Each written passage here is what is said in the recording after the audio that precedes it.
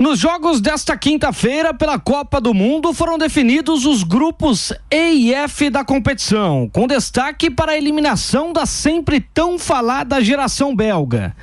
Ao meio-dia, pelo grupo F, a seleção de Marrocos venceu o Canadá por 2-1 e se garantiu nas oitavas de final. No mesmo horário, Croácia e Bélgica empataram em 0-0. Com isso, o grupo que tinha Bélgica e Croácia como favoritos antes da bola rolar, viu não só Marrocos avançar de fase, mas de forma invicta e na liderança do grupo com 7 pontos. A Croácia, com 5 pontos, foi a segunda classificada, enquanto a Bélgica se despede da Copa com 4 pontos e o Canadá nenhum conquistado. No grupo mais disputado até o momento da Copa do Mundo, Espanha, Alemanha, Japão e Costa Rica brigavam por apenas 2 vagas na última rodada e emoção não faltou. A Alemanha até goleou a Costa Rica por 4-2, mas não foi o suficiente para que a tetracampeã mundial fosse eliminada na primeira fase pela segunda vez consecutiva. Em mais um jogo emocionante, a seleção da Espanha saiu na frente, mas sofreu a virada para o Japão e por um instante viu a vaga às oitavas escapar de suas mãos e ficar com a Costa Rica. Com a goleada alemã, porém, os espanhóis, que tiveram mais sorte do que juízo, ficaram com a classificação. O grupo E se encerrou com o Japão na liderança, com 6 pontos, seguido da Espanha com 4, mais saldo 6, e a Alemanha na terceira colocação, com os mesmos 4 pontos, mais saldo de apenas 1 positivo.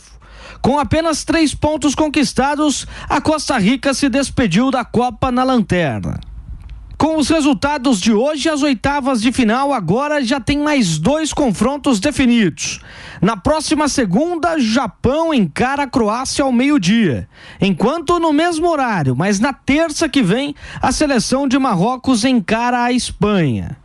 Nesta sexta-feira se encerra a fase de grupos da Copa do Mundo com seleção brasileira e Cristiano Ronaldo em campo.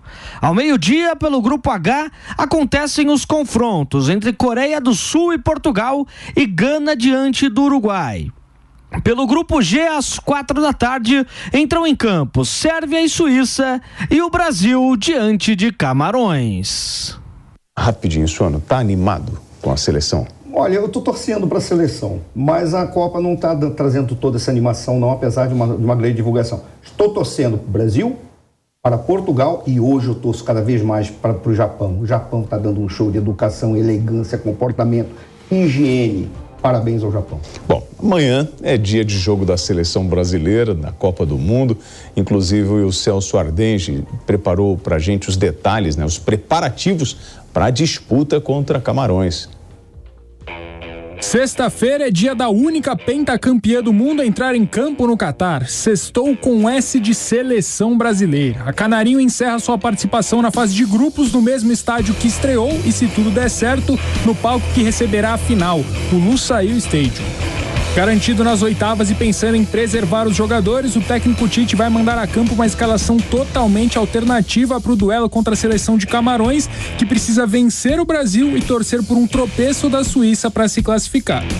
Nos últimos dias surgiram algumas dúvidas acerca dos 11 titulares: Fred ou Bruno Guimarães, Rodrigo ou Everton Ribeiro, Gabriel Jesus ou Pedro no comando do ataque.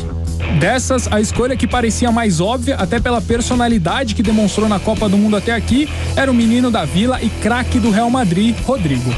Após o treino dessa quinta-feira, o último antes da bola rolar e que não contou com a presença dos jornalistas, a comissão técnica também definiu Fred e Gabriel Jesus na equipe titular.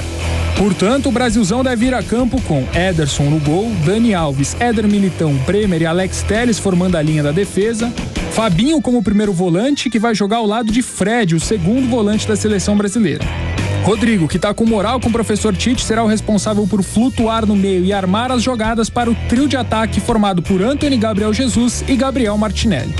Nome que gerou mais repercussão negativa após a divulgação dos convocados, Daniel Alves concedeu entrevista coletiva e, com o bom humor e sorriso no rosto de sempre, respondeu aos críticos. Eu estou ao serviço da seleção brasileira, essa é a minha missão aqui dentro, e se tiver que tocar pandeiro, eu vou ser o melhor bandeirista que você já viu na sua vida, porque é assim que eu encaro a vida. Eu acho que é você entregar o seu melhor naquilo que você faz. Então, o meu melhor momento é quando você está na seleção brasileira, é o seu melhor momento, porque muitas vezes não é simplesmente entregar o futebol. Eu acredito que essa foi a minha construção aqui dentro da seleção brasileira. A seleção brasileira, pra gente que está aqui dentro, é muito mais do que simplesmente o campo, né? A seleção brasileira é uma construção disso, né? Inclusive, aos 39 anos, o tocador de pandeiro oficial da seleção brasileira também vai se tornar o jogador mais velho a disputar uma partida pela seleção em Copas do Mundo, superando seu companheiro Thiago Silva. Com 2 vitórias nos 2 primeiros jogos, um empatezinho só já basta para o Brasil confirmar o primeiro lugar no Grupo G. O adversário da amarelinha nas oitavas será definido após os jogos do meio-dia. Portugal lidera o grupo, enquanto Gana, Uruguai e Coreia do Sul brigam pela segunda vaga. É às 16h, o último compromisso da seleção brasileira na fase de grupos. A partir de segunda, ganhou, avança, perdeu, tá fora.